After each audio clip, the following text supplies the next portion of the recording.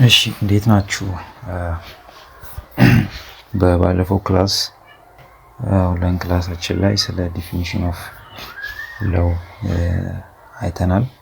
የተለያዩ ስኮላርስ አስዌላስ ዲክሽነሪዎች የተለያዩ ፐርስፔክቲቭ ህግን እንዴት ዲፋይን እንዳደረጉ አይተናል። ስለዚህ ህግ የተለየ ይሄ ነው ተብሎ ዩኒቨርሳሊ አክሰፕትድ የሆነ ወጥ የሆነ ትርጉም እንደሌለውና በተለያዩ ሀገራት በተለያዩ ሰዎች ዲፋይን የተደረጉ አሉ። እናንተም በራሳችሁ እንዴት እንደምትተረጉሙ ሞክሩ ብዬ ነበር። ዛሬ ደግሞ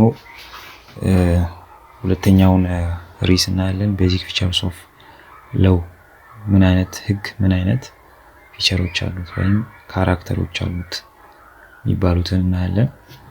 ስለዚህ በዚህ መጽሐፋችሁ ላይ ሶስት መሰረታዊ የሆኑ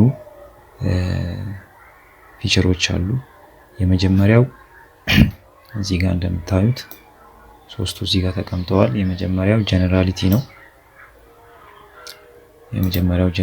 ሁለተኛው ኖርማቲቪቲ ነው። በሶስተኛ ደረጃ ያለው ደግሞ ሳንክሽን። ስለዚህ ጀነራሊቲ ስንል ህግ አንድ ነገር በዝርዝር አይደለም የምናገረው ወይም በጥልቀት ሳይሆን ጀነራሊ ያለውን ነገር ይነግራል። ዝርዝሩን ከታች እያንዳንዱን አንድ ባንድ እናያለን። ኖርማቲቪቲ ስንል ደግሞ ህግ በአንድ ሶሳይቲ ውስጥ የሆነ የሚፈጥረው ኖርም አለ ወይም ስታንዳርድ አለ።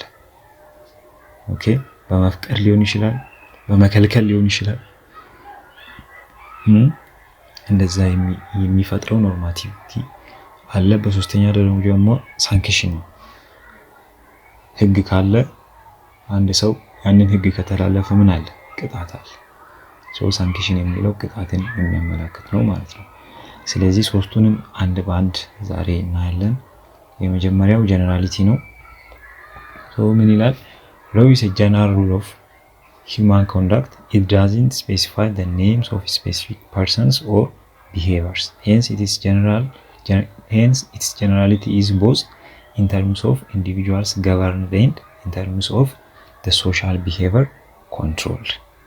ስለዚህ ህግ የምንለው የሰዎችን ስም ወይም አንድን ሰው ስፔሲፋይ አድርጎ አይደለም ገቨርን የሚያደርገው፣ ወይም ቢሄቨር አንድን ተግባር ለምሳሌ ስርቆት ካለ በተለያየ መንገድ ሰው ስርቆትን ሊፈጽም ይችላል አይደለ?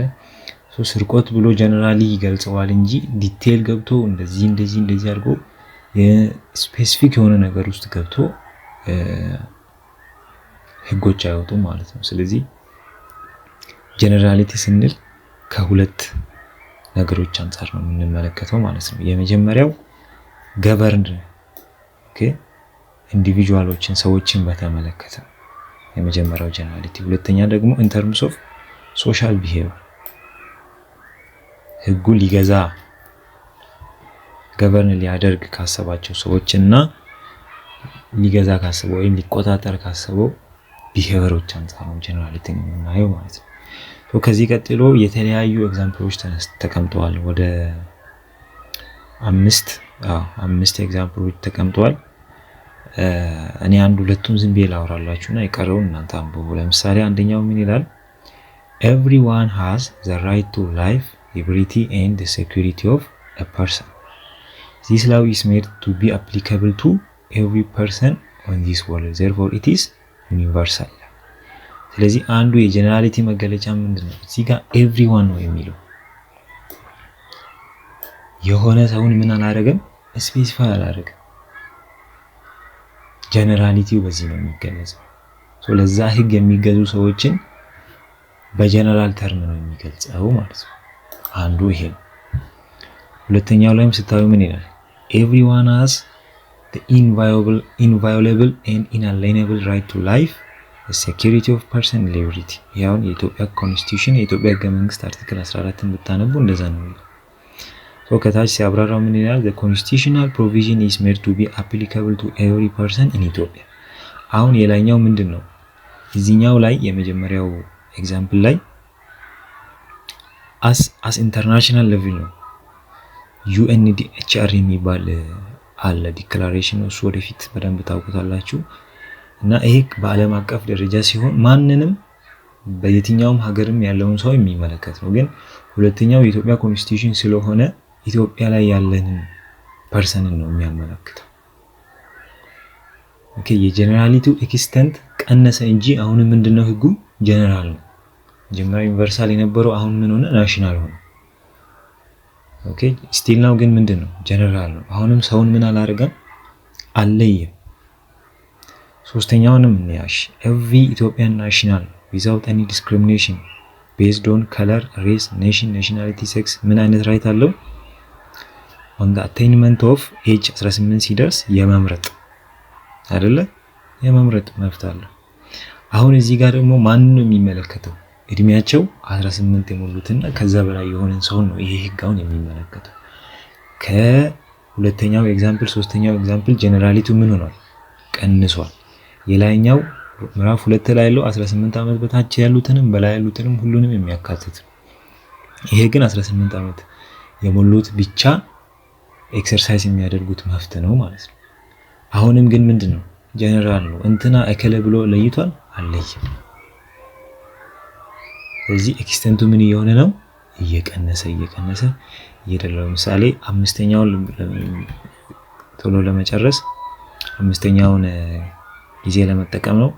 አራተኛው አንብቡት the term of office of the president shall be አያችሁ አይደለ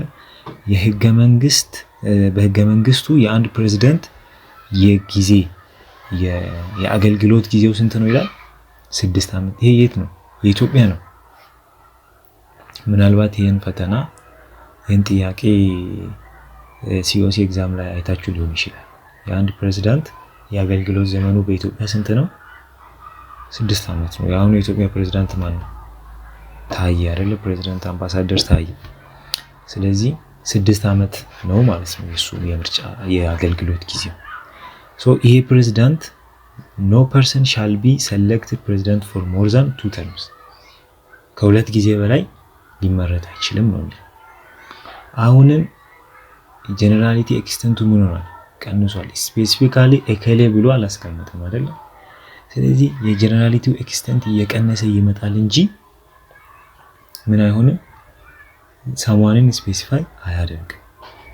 እዚህ ጋር ላንብብላችሁ under all this illustration ላይ ተቀመጡትን አምስቱን ኢሉስትሬሽን ወይም ኤግዛምፕሎችን ነው የሚለው the subject of laws are given in general term ነው የተቀመጠው በጀነራል ተርም everyone እያለ however the extent of generality ምን የሆነ መጥቷል decrease from universality to an individual person generality is subject of the law may serve two purpose ስለዚህ ህግ generality ምን አለው ፊቸር አለው ይሄ generality ፊቸር መኖሩ ሁለት አላማ ይኖረዋል ማለት ነው የመጀመሪያው ምንድነው firstly it promotes what uniformity and equality before the law because any person falling under the group governed by the law will be equally treated under the same law ተመሳሳይነትን ሁሉም ሰው በህግ ፊት እኩል መሆንን ምን ያደርጋል ፕሮሞት ያደርጋል ነው ኦኬ እንደዚህ አይነት አላማ ይኖራል በሁለተኛ ደረጃ ያለው አላማ ደግሞ ምንድነው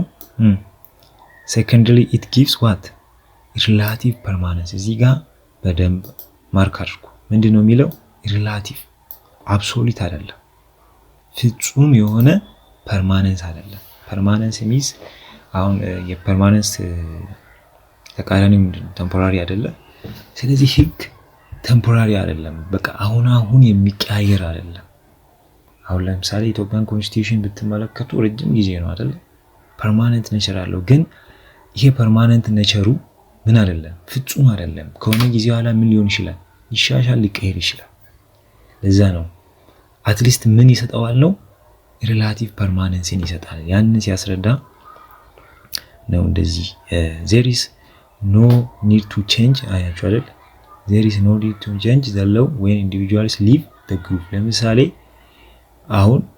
አሁን ያለው ፕሬዝዳንት ታዬ ነው አይደል አምባሳደር ታዬ ነው ሶ አምባሳደር ታዬ ሲወርድ ሌላ ህግ አታውጡት መጀመሪያ የነበረው 6 ዓመት አገለግላለው የሚለው ነው ቀጣይ የሚመጣውን ፕሬዝዳንት ምን የሚያደርገው ገቨርን የሚያደርገው ይሄንን ነው ፐርማነንስ የሚለው ሐሳብ ይህን ነው የሚያመለክተው። ግን ፐርማነንሲው ምን አይነት ነው? ሪላቲቭ ነው፣ አብሶሉት አይደለም። እዚህ ጋር ወርድ ኦፍ ጋድ የእግዚአብሔር ቃል እንትን ነው አይደለ?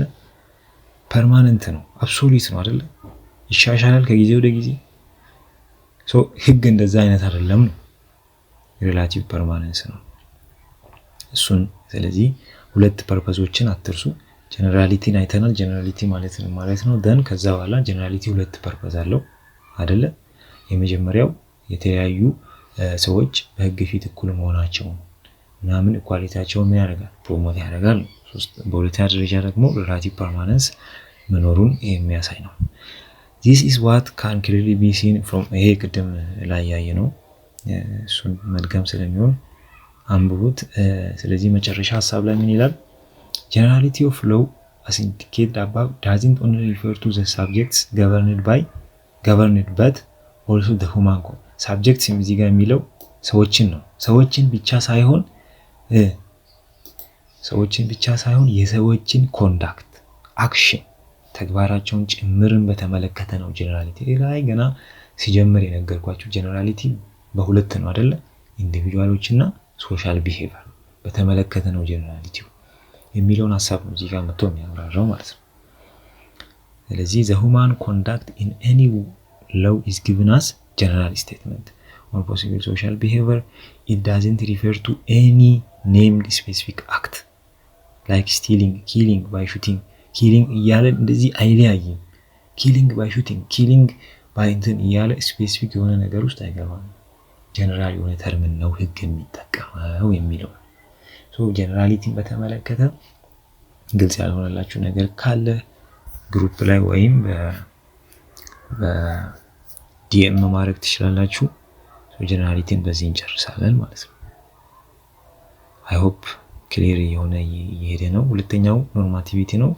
ሃይላይት ቅድም ለማንሳት እንደሞከርኩት በመጀመሪያ አካባቢ ህግ law doesn't simply describe or explain the human conduct. It is mere to control. It is created with the intention to create some norms in the society. ስለዚህ የሆነ human conduct የሆነ የሰው ልጅ ተግባር ወይም አክሽን ኮንትሮል መደረግ ያለበትን መግለጽ ወይም ኤክስፕሌን ማድረግ ብቻ ሳይሆን ምን ያደርጋል? የተለያዩ ኖርሞችን በሶሳይቲዎች ውስጥ ክሬት ያደርጋል። እንዴት ነው ክሬት የሚያደርገው?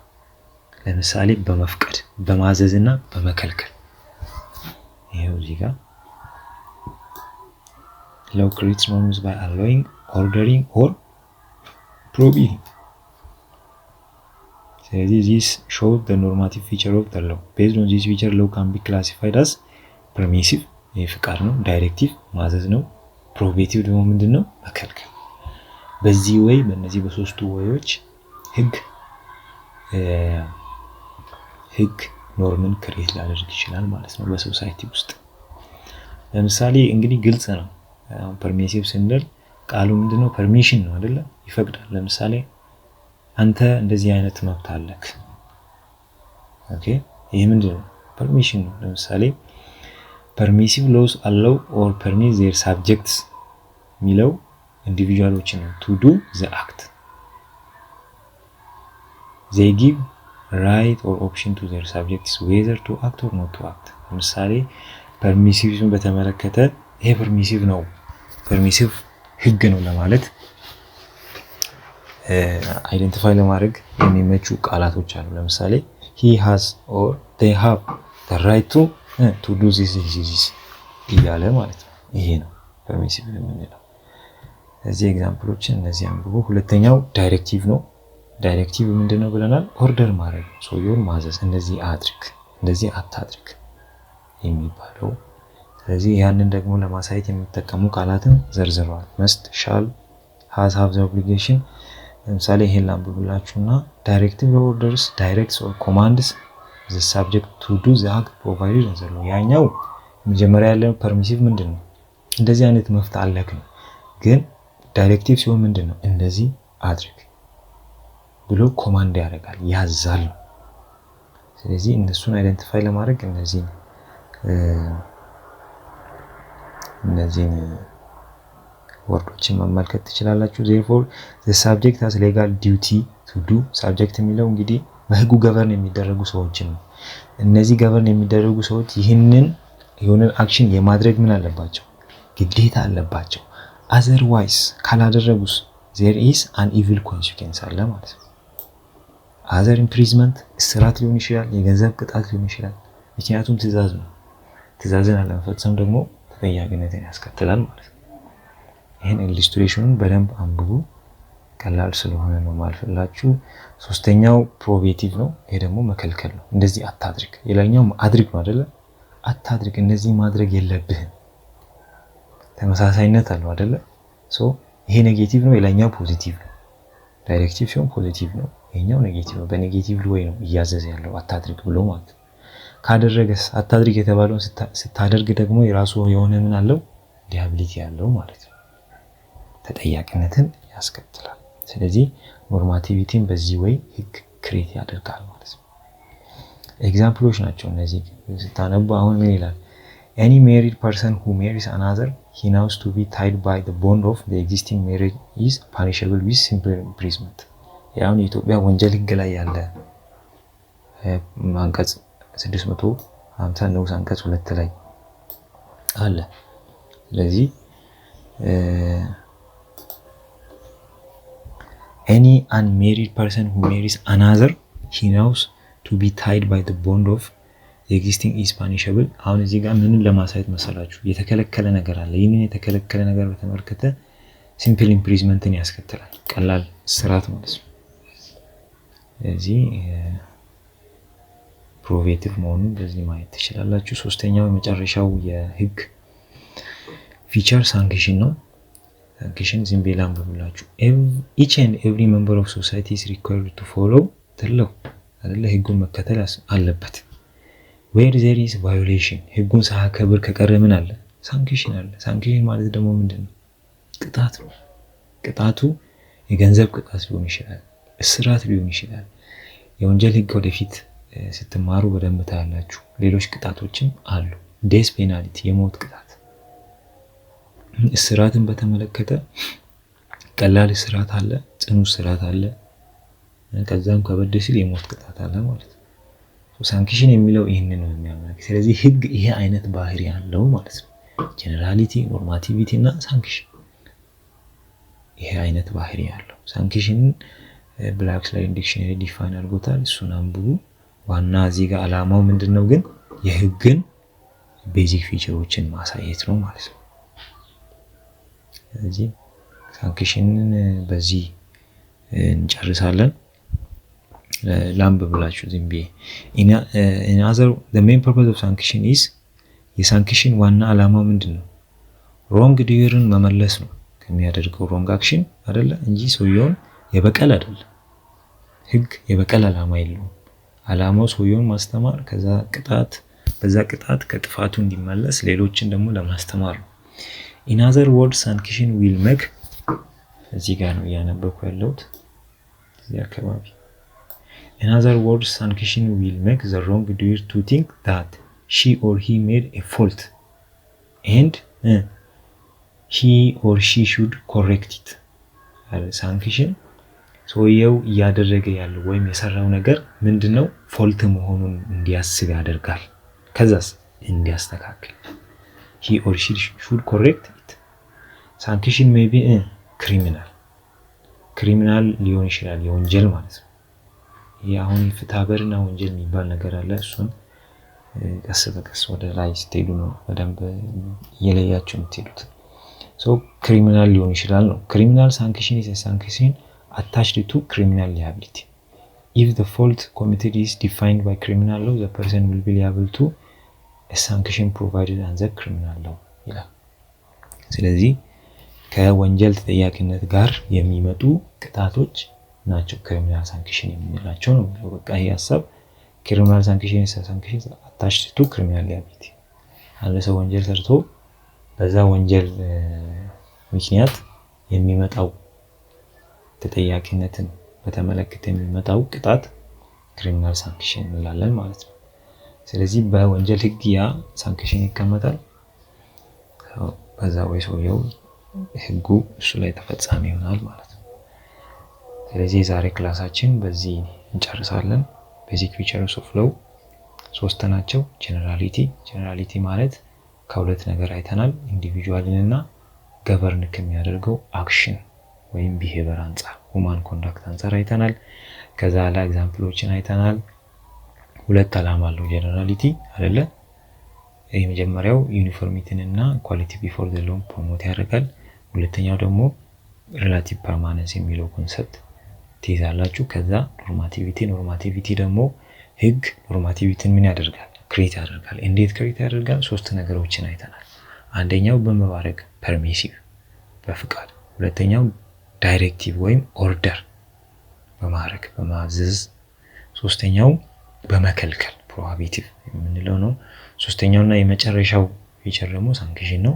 ሳንክሽን ደግሞ ምን ነው የሚያመለክተው? ቅጣት ነው። አንድ ህግ ካለ ያንን ህግ ሰው ምን ማድረግ አለበት? ፎሎ ሳያደርግ ቫዮሌት ካደረገ ከጣሰ ተጠያቂነትን ያስከትላል ማለት ነው። የዛሬ ክላሳችን በዚህ ጨርሰናል። ጥያቄ ካላችሁ ጠይቁኝ። ኔክስት ሜጀር ቲዮሪስ ኦፍ ሎው የሚባሉትን 4ቱን በሌላ ቪዲዮ አቀርባለሁ። አስተያየት ካላችሁም ማስቀመጥ ይቻላል። ቴንክ ዩ